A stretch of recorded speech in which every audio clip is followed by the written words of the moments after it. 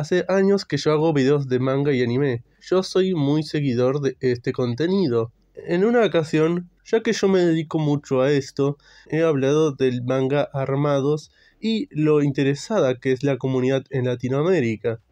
En ese video hablé de por qué este manga no es la revolución del manga y de por qué la gente solo se enfocó en este manga cuando ganó un premio, desmeritando absolutamente todo el trabajo que habían hecho tantos artistas latinos alrededor del tiempo. Pero bueno, como siempre, la gente se puso en mi contra y me criticaban a mí en lugar de ver mis puntos. Esta vez yo no quiero victimizarme, pero me gustaría que se enfoquen en mis puntos antes de atacarme a mí cuando estoy dando un enfoque. Últimamente han salido muchos videos de manga latino, lo que me dio mucho la razón, porque antes no existían tantos videos. Yo cuando hacía un video del manga latino, básicamente era el tercer youtuber que hacía un video del manga latino. Nadie quería hablar del tema, cosa que yo lo hice. Ahora sí existen más gente que se dedica a hablar del manga latino y le da más apoyo y habla más sobre el tema. Así que por esa parte sí estoy más feliz. El tiempo a mí me dio la razón. Pero, ¿qué fue del manga latino? Y del anime latino, sobre todo. Pues, bueno, podemos empezar desde el principio. Ahora voy a hablarles sobre todos los mangas y animes latinos que existieron en la historia, al menos los más populares y resonados con el tiempo, o al menos los más curiosos. Pero bueno, para empezar a hablar del manga y el anime en Latinoamérica, hay que ir muchos años atrás.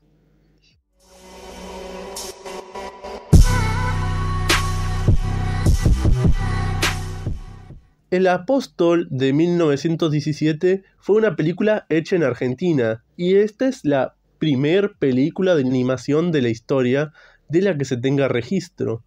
Y sí, seguro que muchos me van a decir, esto no es un manga ni es un anime. Sí, claro, pero esto no es decir que esto es un anime latino. Esto es decir que los japoneses hicieron caricaturas de Argentina, porque si este fue primero, eso quiere decir que todos los demás se inspiraron en él, o al menos tuvieron esa misma idea después. Por lo tanto, este abrió las puertas a toda esa cultura. Así que esto no es decir que un latinoamericano quiso crear su propio anime, sino que los japoneses quisieron hacer sus propias películas de Argentina, básicamente. A eso quiero llegar. Este fue el que lo empezó todo.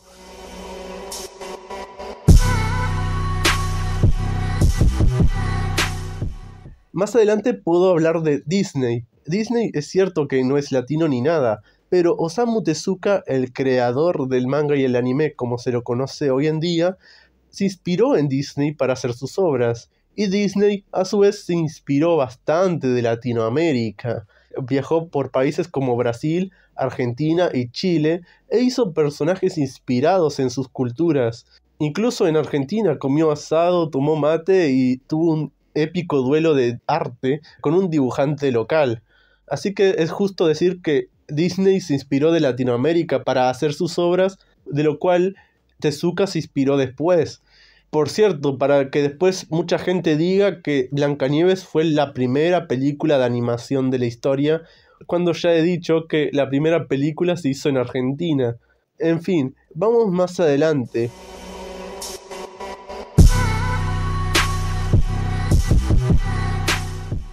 Ya para este momento se podía decir que los japoneses creaban animación, pero ninguna es tan relevante en la historia, hasta que llegó Tezuka y creó Astro Boy, lo que se conoce como el primer manga y anime de lo que se conoce tradicionalmente como un manga y un anime.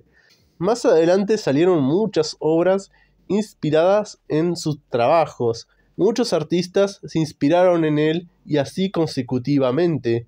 De esta forma se creó toda una subcultura en Japón sobre anime y manga, y salieron varias obras, incluso muchas inspiradas en Latinoamérica. Por ejemplo, en 1975 salió Pepero de los Andes, en 1976 Marco de los Andes, en 1977 Remy de los Andes. Bueno, eso es broma, pero en fin. Incluso en 1982 se había creado la obra de La misteriosa ciudad de oro. Así que sí, Japón se inspiró mucho en la cultura latina para hacer sus obras, aunque estas son de aventura y de muchos personajes que eran europeos por alguna extraña razón. Más en los 80 y 90, es cierto que muchos mangakas tomaron inspiración de las culturas latinas, pero sería injusto decir que estos son mangas inspirados en Latinoamérica o que son mangas latinoamericanos. Bueno, eso sí, en 1997 salió el anime de Nazca, que está basado mucho en la cultura peruana, sobre todo en la de los incas. Así que sí, existen animes basados en Latinoamérica y que se podrían decir que son animes latinos. Pero seguro que ustedes quieren conocer animes y mangas creados por latinos.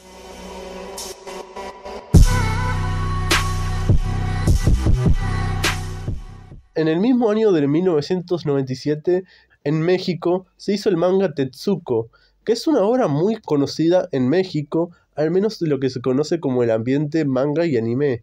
Y este fue el manga más resonado o famoso que se tenga conocimiento hasta el día de la fecha, que fue creado por latinos. Obviamente fue creado en México, pero eso no le quita las propiedades de manga que tiene. En fin, pero seguro que ustedes quieren conocer una obra que hayan hecho latinos y que se haya publicado en Japón o lo hayan hecho japoneses. Y sí, existe un anime latino.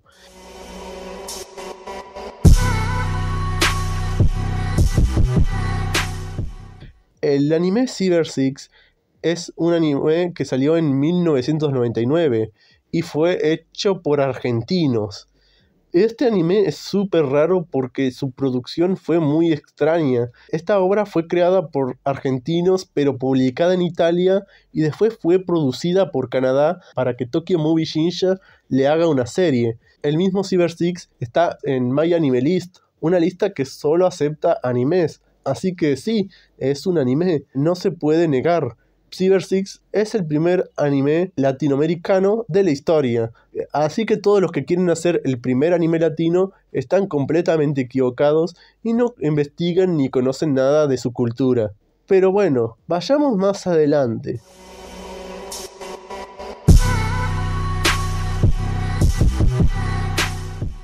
Entremos al nuevo milenio. En 2003, Colombia había sacado la película de Bolívar el Héroe.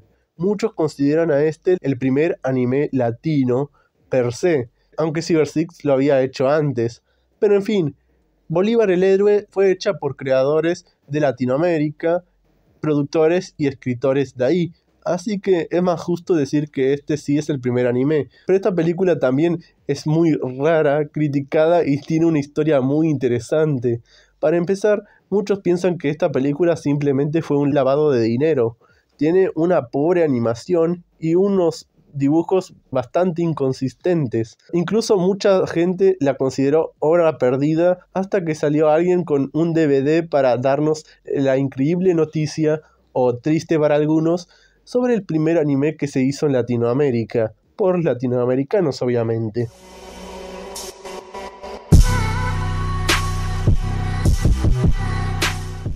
En 2003, Guatemala había sacado una campaña publicitaria llamada Camperonix, con obviamente influencia en el anime. Y además, por parte de Panamá, en 2005, había salido la serie Yuke, una serie que la verdad hace muchos calcos, por no decirlo de otra forma, de animes muy conocidos. La verdad es que merece más reconocimiento porque al menos intentaron ser creativos. Seguía mucho la popularidad de este momento como la de Blade Blade y Bedaman, pero sigue siendo una obra muy interesante.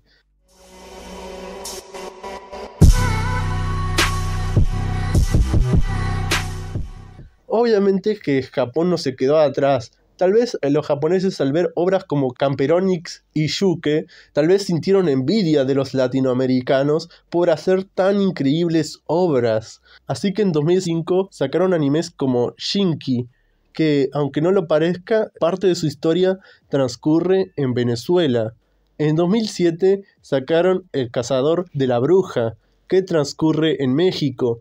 Y en 2008 Michiko Tohatchin, que transcurre en Brasil. Obviamente se puede decir que está inspirado en un país así, pero eso no me lo creo. Obviamente es Brasil. Así que sí, existen animes basados en Latinoamérica y de la cultura latinoamericana. Pero muchos siguen pensando que no existen animes latinos, aunque yo les he demostrado que sí existen tanto mangas y animes creados, producidos e incluso hechos por latinoamericanos. Hay argentinos que tienen un anime hecho por Tokyo Movie Shinsha, así que sí, el anime latino ya existió y existe. Pero vamos más adelante.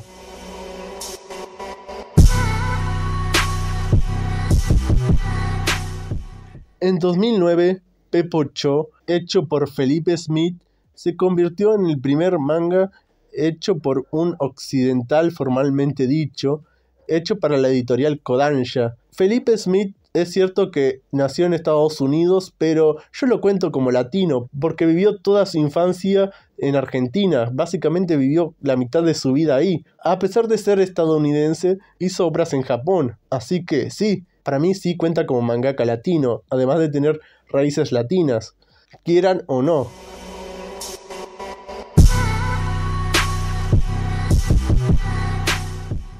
Más adelante, en el año 2015, había salido una obra muy interesante, Cuentos de la Ciudad Gris y una Universidad Azul. Esta fue una obra hecha por varios profesionales chilenos puestos juntos, porque se tenían que encargar no solo del arte, sino que de la narrativa, del marketing, de la producción y otras cosas para hacer un trabajo completo entre todos. Y este es, para mí, el mejor manga escolar de la historia, porque otros mangas que son escolares no tratan de la educación o de la escuela. En cambio, Cuentos de una Ciudad Gris y una Universidad Azul sí lo hacen, por lo que para mí es el mejor manga de ese género en el mundo. Además de que demuestra mucho la unión de varios latinos que se unieron para formar este trabajo. Aún así, no veo casi ningún video que hable de este manga. Es como si la gente no le prestara atención, no le diera importancia.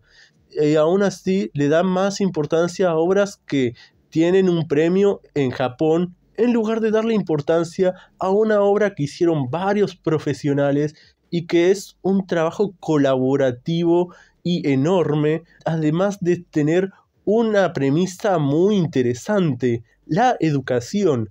Por lo que para mí, con este punto demuestro que los latinoamericanos son muy interesados. Solamente cuando algo triunfa es cuando abren tanto la boca. Y es muy cierto que ahora existen más youtubers y personas que hablan de ese contenido. Pero dejémonos de mentir un momento. Obviamente que un contenido más famoso da más vistas, eso es obvio, pero me gustaría conocer el interés real que tienen los usuarios sobre estas obras. ¿Cuándo se pusieron a investigar para empezar? Muchos hablan del primer anime latino, pero nunca mencionan a Cyber Six. Muchos hablan de sacar un manga, pero nunca hablaron de Tetsuko. Son personas que no me parece que están interesadas tanto en el manga y en el anime, y solamente en lo popular, lo famoso, y no investigan en general. Pero claro, es más importante atacarme a mí que entender mis puntos.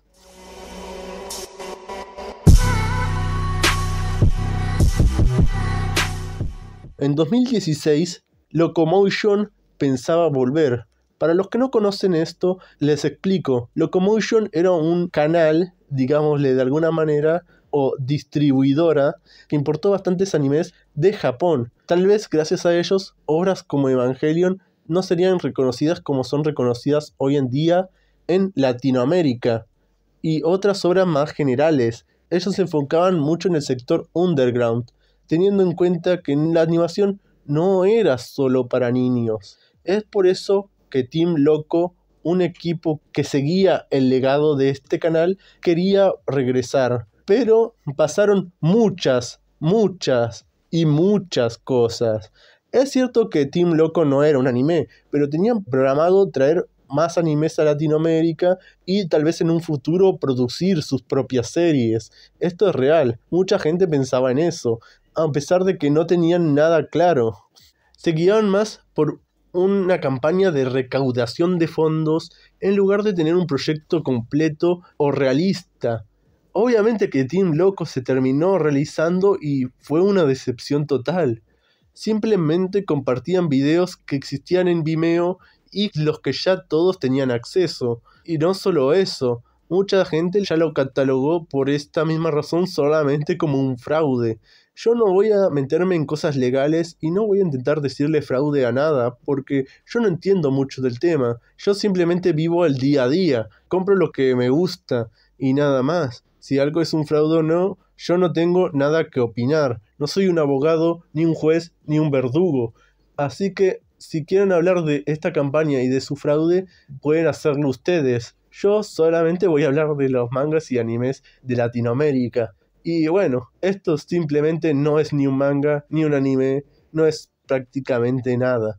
Es un proyecto que muchos pensaban iba a ser un próximo Crunchyroll o Netflix. Cosa que, discúlpenme, pero fue un pensamiento bastante infantil y muy poco fundado.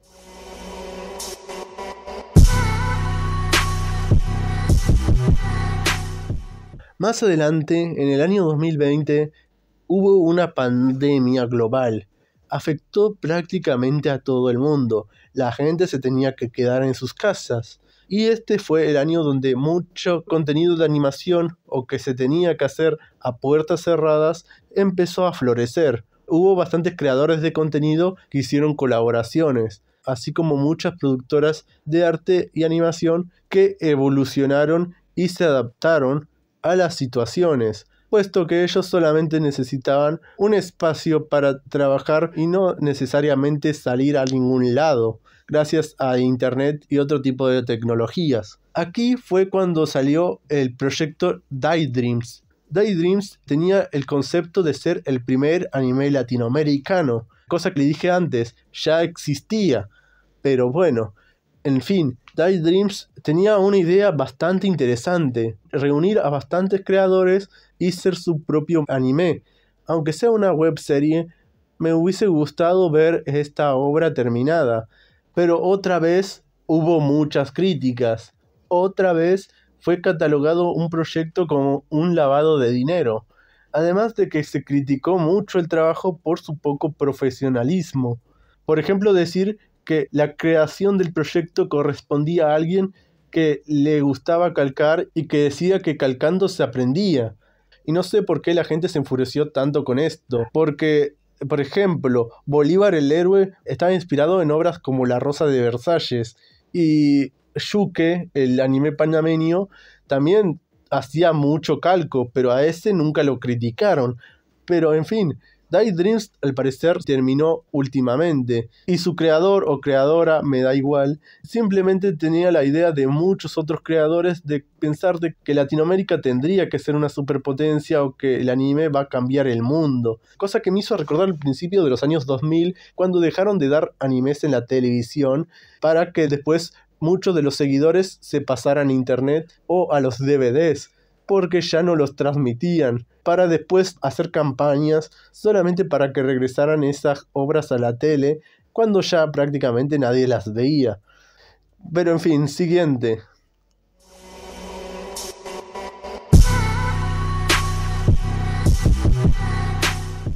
Onyx Equinox es por fin una obra profesional hecha por profesionales y que copia el estilo anime. Y no solo eso, trata también de la cultura mexicana. Por lo tanto, sí, este es un anime mexicano. Por lo tanto, sí, existe anime latino, existió antes, existió ahora, va a existir después y seguirá existiendo. Ahora voy a mencionar una obra que la verdad tengo muchas ganas de hacerle una crítica.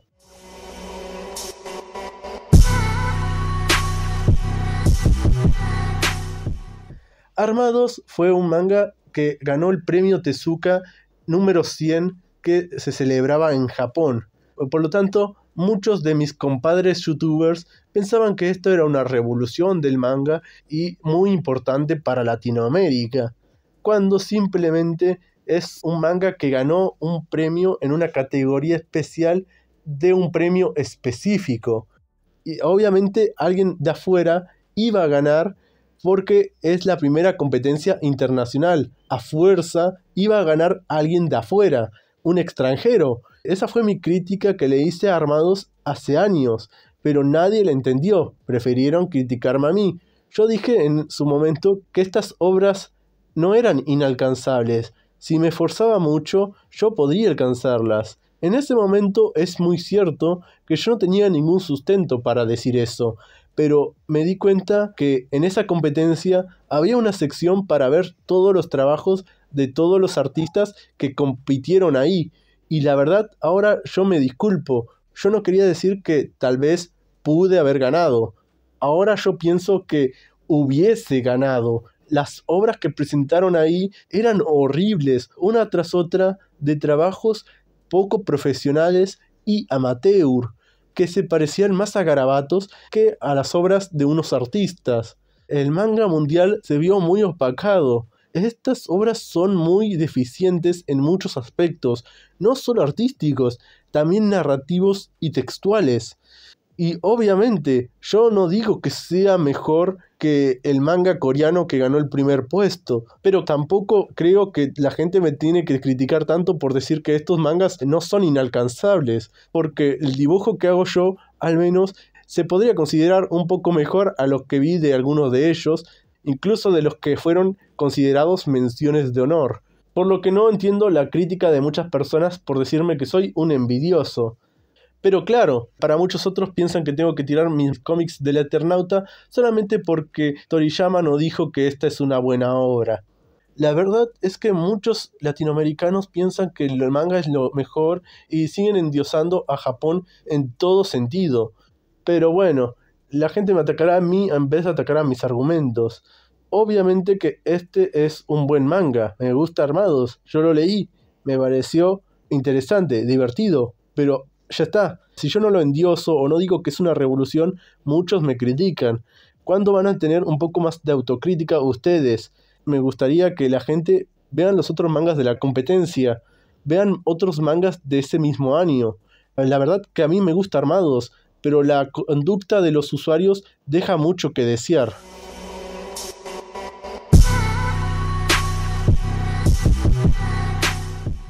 Eclipse es un manga chileno y en este momento es el manga latino más popular del momento. Y la verdad no tengo mucho que hablar de esta obra.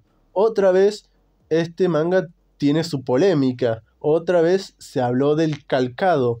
Y otra vez, de nuevo, me dan la razón porque muchos usuarios siguen endiosando el manga japonés, pensando que cada vez que sale un manga o obra latinoamericana, esta es una revolución total y que todo va a cambiar. Me gustaría que la gente apreciara más el arte, hablar más de forma neutral. Me gusta que apoyen su contenido, pero con criterio. Y si apoyan las obras de afuera, también me parece bien. Cada uno ve el contenido que quiere. Lo que sí me parece injusto es decir que todo es una revolución al mínimo trabajo que alguien realice, y de que se estén creando tantas polémicas de unas obras que a mi parecer no necesitan de esa retroalimentación.